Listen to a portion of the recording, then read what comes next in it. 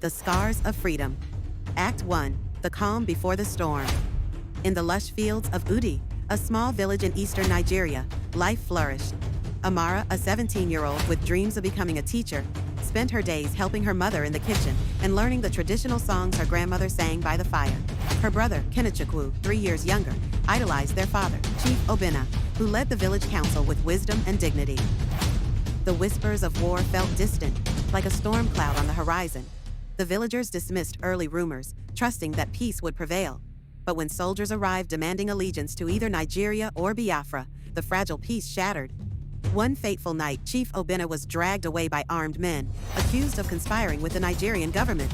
Amara and Kenechukwu watched helplessly as their father was beaten and hauled off in the dead of night.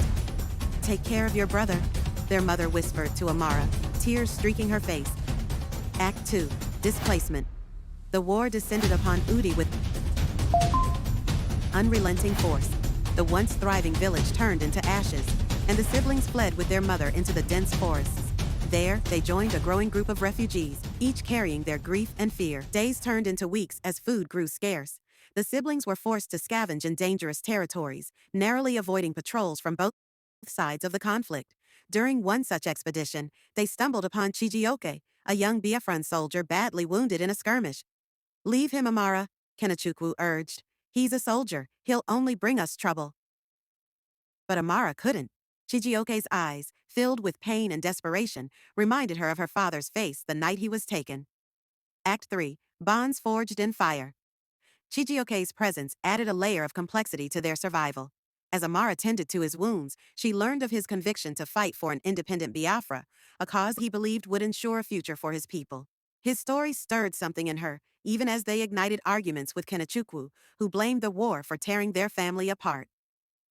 Through Chijioke, Amara began to see the conflict from a broader perspective, but Kenechukwu's bitterness only deepened. He accused her of caring more about the soldier than their family. "While you're here nursing him, have you forgotten Mama's tears, Papa's screams?" he lashed out one night. Act 4. Truths Revealed. The turning point came when the group encountered a rebel camp. Chijioke convinced Amara it was a safe place, but instead, she overheard shocking information. Her father, far from being a traitor, had secretly funneled resources to support Biafra's cause. His arrest was orchestrated by those who sought to silence him.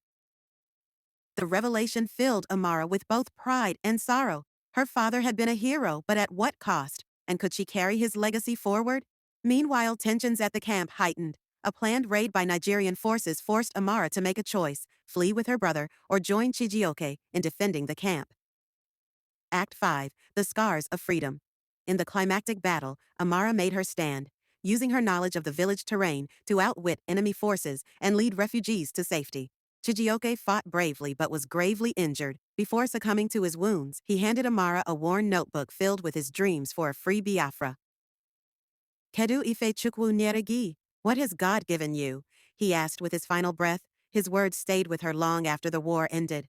Months later, as the smoke cleared and the Biafran dream faded into memory, Amara returned to the ruins of Udi. She rebuilt her life, determined to honor her father and Chijioke by becoming a teacher. She shared their stories with the next generation, ensuring the scars of freedom would never be forgotten.